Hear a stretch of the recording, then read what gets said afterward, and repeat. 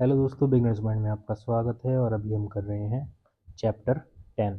9 chapter complete हो चुके हैं, नहीं देखे तो देख लेना। Grass roots democracy part 1, governance. Mahabharata से लिया गया है। राजनम धर्मगोप्त्रम धर्मो रक्षति रक्षता। The ruler protects dharma and dharma protects those who protect it.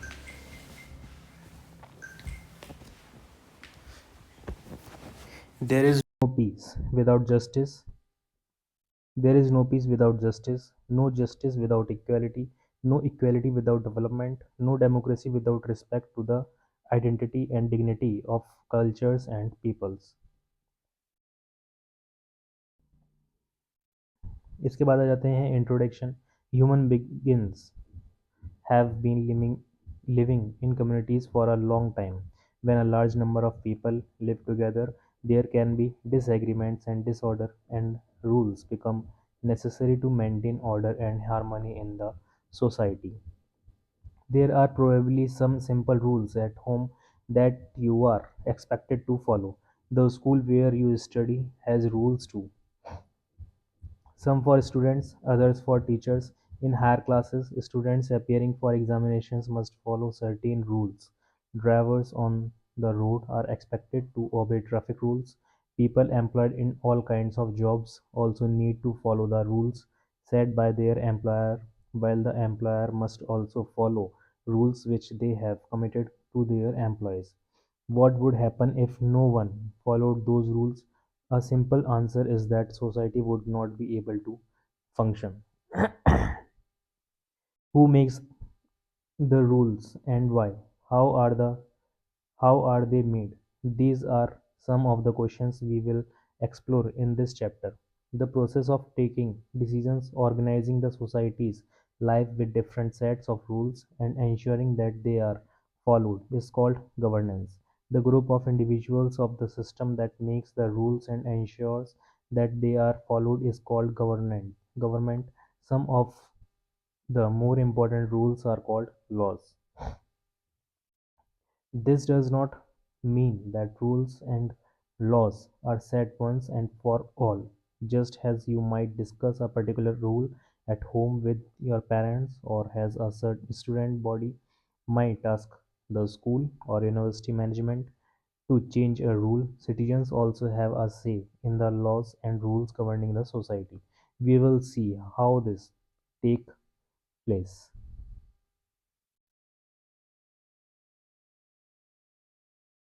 ये रूल बना है, ट्रैफिक लाइट वगैरह है, ठीक है। इसमें नहीं है तो ये सब खराब हो गया है सिस्टम पूरा। रोड बन रहे हैं, स्ट्रक्चर, ये सब है। 3 organs of government. All over the world, digital technologies have been transforming the way societies function. In India, till about 30 years ago, people who wanted to transfer money to a distant relative would have to queue up at the post office to send a money order after filling up a form, or if they had to send a payment to some business, they would queue at their bank to obtain a demand draft, which would then have to be sent by post. You have probably never heard these terms, money order or demand draft, because today we have digital means of sending across money instantly. However, this has also created a new class of criminals who, without even leaving their desk, find digital ways of stealing people's money. This has led many governments to pass new laws in order to fight such criminal activities called cybercrime. Some of those criminals who believe in robbing innocent people of their hard earned money instead of using their skills to contribute to the society have been arrested and convicted in court. They are usually fined as well as jailed for some years. Through this example, we can see how the three branches or organs of government work together. The legislature is the organ that makes new laws or legislative legislates. Sometimes it also updates or removes existing laws. This is done by an assembly of representatives of the people. We will soon see how the Indian system works. The executive is the organ that implements or executes the law. This includes the head of state, who may be a president, a prime minister, or a chief minister, the ministers, and any agency responsible for enforcing law and order. In our example above, that agency is cyber police. The judiciary is the system of courts which decides whether someone has broken the law and, if so, what course of action should be taken, including punishment if necessary. Sometimes it also examines whether a decision taken by the executive is right or whether a law passed by the legislature is well conceived and fair to all. In a good system of governance, these three organs must be kept separate, although they interact with each other and work together. This separation is called the separation of power. Governance, judiciary, executive, legislature. It is intended to provide a system of checks and balances. This means that each organ of government can check what the other is doing and restore balance if one organ acts beyond its expected role. Three levels of government. Any government operates at two levels at the least: local and national. In many countries, including India, it functions at three levels or tiers: local, state or regional, and national. Each level deals with different matters. To use a comparison, if a bulb in your home is not lighting up, you will first check the bulb switch, fuse, etc. If that does not work, you may call an electrician, and if it is found that the problem is not within your home, you may need to go to the electricity board and file a complaint. These are also three levels of dealing with a problem: central government at the national level, state government at the state level, local government at the town or village level. In India, we have local governments, state governments, and central or union governments. Imagine that following heavy rain for a few days, there is a flood in a part of district. If it is not too severe, the local authorities may be able to deal with it. If it involves several towns and many villages, the state government will set in and send rescue teams to help affected people. But if it's a massive flood affecting vast areas, the central government may also come to help by sending relief supplies, the army, etc. These are the three levels again. The table on the facing page provides in summary a general framework of the main functions of the government's three organs at the national and state levels. Their details, including the precise role of the assemblies, will be studied in greater depth in grade 7. Local government is not mentioned here, as we will look at it more closely in the next two chapters. अभी आ जाते हैं judiciary. All India में supreme court है, state level पर high court है. Legislature national level, two houses Lok Sabha and Rajya Sabha formulate national laws. State level, one state assembly और Vidhan Sabha. Most states have a single assembly, a few states have two assembly. Central government और state government. Executive led by the President of India, nominal head and supreme commander of the Indian Armed Forces. Prime Minister has the executive head. Led by the Governor, nominal head. Chief Minister has the executive head. Functions and responsibilities of executive. The list is not exhaustive. Defense, foreign affairs, atomic energy, communications, currency, interstate commerce, education, formulation of national policies, police, law and order, adaptation and implementation of laws made by the central government at the state level, public health, education, agriculture, irrigation और local government, ये सब हो जाते हैं state government के under. Doctor APJ Abdul Kalam. Born in humble family in Rameshwaram, Tamil Nadu in 1931, Dr. APJ Abdul Kalam was a renowned scientist nicknamed the Missile Man of India for his crucial role in the development of India's space program. missile program, and nuclear capabilities. Dr. Abdul Kalam served as the 11th President of India from 2002 to 2007. Despite his high status, he remained deeply connected to the people and the youth in particular through his passion for good education and innovation. He inspired millions with his humility, dedication to social causes, and commitment to the nation.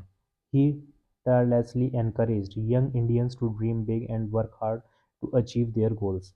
Dr. Kalam showed that even though his position as the President of India was nominal, he could play an important role impacting countless lives. Let us meditate on a few of his inspiring thoughts. Look at the sky, we are not alone. The whole universe is friendly to us and conspires only to give the best to those who dream and work. To succeed in your mission, you must have single-minded devotion to your goal. If you fail, never give up because fail means first attempt in learning and is not the end. In fact, end means effort never dies. If you get no as an answer, remember no means next opportunity. So let's be positive. Dream is not that which you see while sleeping, it is something that does not let you sleep. If four things are followed, having a great aim, acquiring knowledge, hard work, and perseverance, then anything can be achieved. Now we come democracy. You may have noticed that we earlier mentioned representatives of the people. This is one of the foundation stones of the system of governance adopted by most countries of the world. Democracy. The word democracy comes from two Greek words. Demos means people and kratos means rule or power. So democracy literally means the rule of the people. But can all people actually rule? It is clearly not possible. Imagine there is a problem that your class wants to bring to the attention of your school principal. Maybe there is something wrong with the classroom or with the school's infrastructure, or perhaps you would like to propose a certain date for a field trip. Will the entire class go to the principal? It would clearly not be practical. In many schools, classes have a class monitor or class representative whom the whole class elected. Even if there is none, one representative can be selected for this specific purpose. It will be enough to send the representative to the principal. It is the same principle at the state or national levels. Through elections, people vote for representatives who will be the elected members of their respective assemblies. They are generally called members of Legislative Assembly or MLAs at the state level and member of parliament or MP at the national level. All these members discuss laws, problems and solutions in the assemblies and through dialogue and debate try to convince each other whenever there are different opinions. Like any modern democracy, therefore, India is representative democracy. It is also the world's largest democracy with some 970 million voters in 2024. In principle, all Indian citizens have the age of 18 have the right to participate in these elections. Imagine that your class is planning to go for a picnic. There are two possible places, A and B. The class discusses the pros and cons, distance, time, cost, availability of basic facilities, etc. It becomes difficult to arrive at a decision, so your teacher decides that voting can solve the problem. The number of students in favor of place A raise their hands, then the number of students in favor of place B raise theirs. The decision is taken by whichever option gets a large number of raised hands. This process is called voting. This is a case of direct democracy where every student's opinion was taken to finalize the place. The term grassroots democracy refers to a system that enables and encourages the participation of ordinary citizens, the base of the pyramid we saw in figure 10.4 on page 155. In such a system, the citizens can have a say in decisions which affect them. We will study more features of Indian democracy in the next two chapters and also later grades. Before we move on, no country can run without governance and government. A modern government has three organs: legislative, executive, and judiciary, which need to work together. The Indian government functions at three levels: center, national, or state, and local. Democracy is the overall framework for this system. It functions through elected representatives both at the state and the national levels. और इसके साथ ये chapter हो जाता है समाप्त।